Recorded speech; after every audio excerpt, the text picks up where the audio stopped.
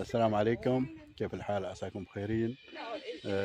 معنا دكتور بليدة من جامعة ليدن الهولندية. فريق يشتغل في سلطنة عمان من عام 2014. طبعا بدأ عمله في صحار في مواقع في وادي الجزي، وحاليا هم يشتغلوا في موقع في لواء، بالتحديد على طريق الزهيبي، وبالتحديد في قرية السقوطرية. هم في هذا الموقع حاليا. نستغل هذه الفرصة بإجراء حوار معه أو لقاء بسيط معه. So Blade, how are you? I'm good. How are you doing? I'm fine, thanks. What the idea, how they are, this is project what you are be having here, how the idea they are be starting. Oh, it's a long story, but it started with Erik Leidambus in this team. He had been working Arabian archaeology for a long time. Okay. He was friends with somebody called Maurizio Tosi, who was working in the ministry at the time. And Maurizio Tosi was suggesting that maybe it's time to have a Dutch expedition in Oman. Oh, mashallah. And Nicely. that's how I first came here. So I came on that invitation, and we started driving around the country. I was here with Professor Peter Akkermans. Together we drove around Oman and looking for a place where we could work. And finally we came to Sahar, and we were like, this is the place. There's a lot of work to be done. A lot of archaeological remains of all kinds of periods. And so only a few months later, in 2014, we came to do the first survey season. So survey is investigating what's on the surface. So mainly pottery, but also other types of artifacts, documenting buildings, documenting graves. And this we did for quite a number of years. So we found a lot of sites. And then later on, we decided to excavate some of these sites to get more information about what's actually happening in the things that we discovered before. And one of the most interesting places is this, with Bronze Age buildings, houses. And so we started last year to work here in Burj Juarez. Burj Juarez. Yes. And what about that you're speaking about the battery, what you are be founded? That battery you're thinking from which age that the battery would there be? Yeah, so we archaeologists use pottery to determine which period things date to. The pottery changes throughout time, its technology, its style, and so we can find a few sherds on the surface, and then we know, okay, this is early Bronze Age, this is Iron Age, this is early Islamic, this is late Islamic. And so the pottery tells us a lot about what type of period we're dealing with in terms of occupation.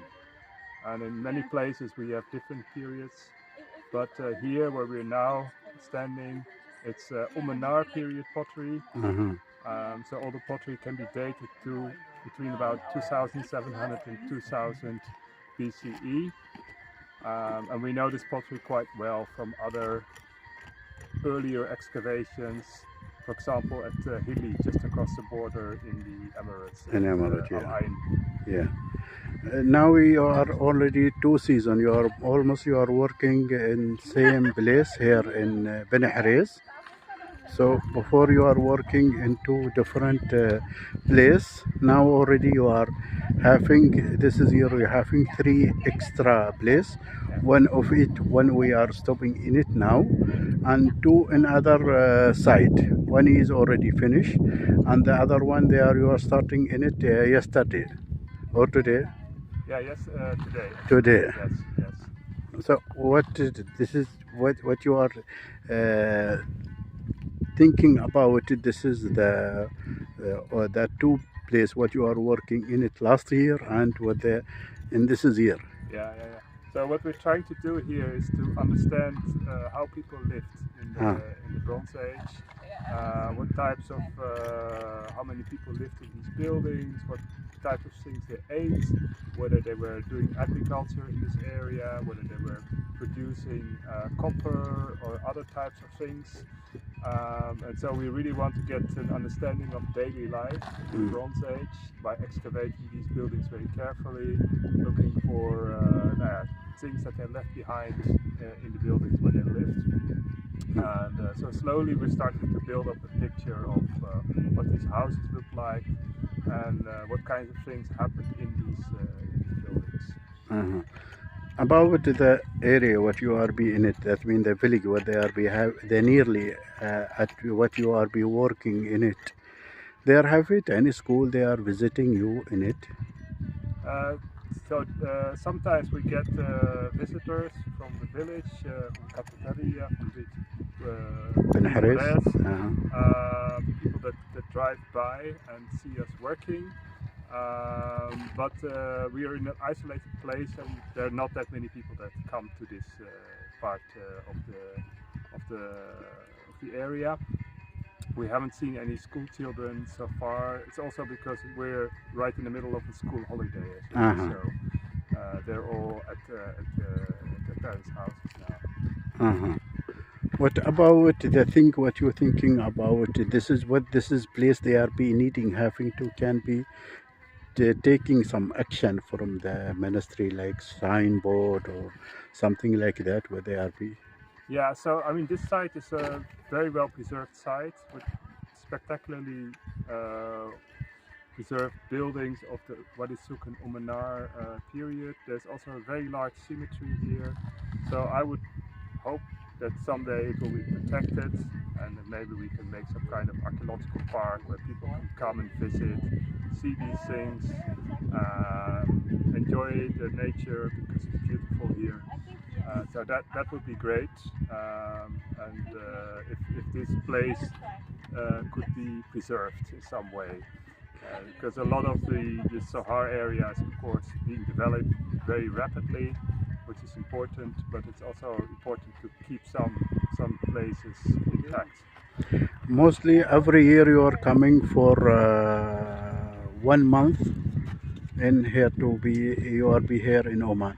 So when you are be finishing your times, you are back again to the ministry, and you making with them any report to can tell them about what exactly what you found it or what they are be having in it, or like example they are be having something you need to be studied for next season, or what they are be like this is the style of report what that mean tell us how the situation when you are be finish your season, what actually normally you are doing with the ministry. Yeah, so of course I mean anything we find out, discover, we report as clearly as we can, and we report it, we give a presentation, but I also give a written report and all the other information that we gather, like photos and databases. We give everything to the ministry so that they have also this information and they can use it for their work. And also all the finds that we find in the site are also brought to the storehouse of the ministry so that they are kept safely and they can be studied also by future scholars or researchers. And so we want to share our information with the ministry staff as much as possible. Okay, like example when you are collecting anything from any site, what are you doing with that collections?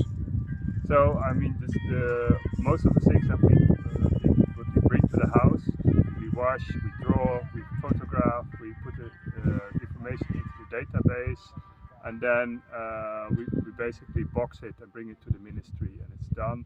There are only a few things that we bring out of Oman, mostly charcoal, to get C40 dates, which is very important for us to get the chronology right. And some other things that we want to analyze in a laboratory, but there's very few things that leave the country, and everything of course in collaboration with the ministry staff. Thank you very much. Thank you, Welcome. Dr. Bleda, for this is a small meeting where they are be having with you. At least we can be having. This is to telling also the people about like this is style of work, and they are having a lot of things. They are be almost all this is team. And I Where would they are like to thank especially my friend Nasser, who You is are always welcome. helping with everything. You are welcome. You are welcome, Bleda. Always this is my prayer when they are be. ثانك يو أبو شكرا لكم جزيلا. وهذا مبسط عن عمل اللي يقوم فيه البعثة الهولندية هنا في سلطنة عمان، وبالتحديد في صحار. شكرا لكم جزيلا.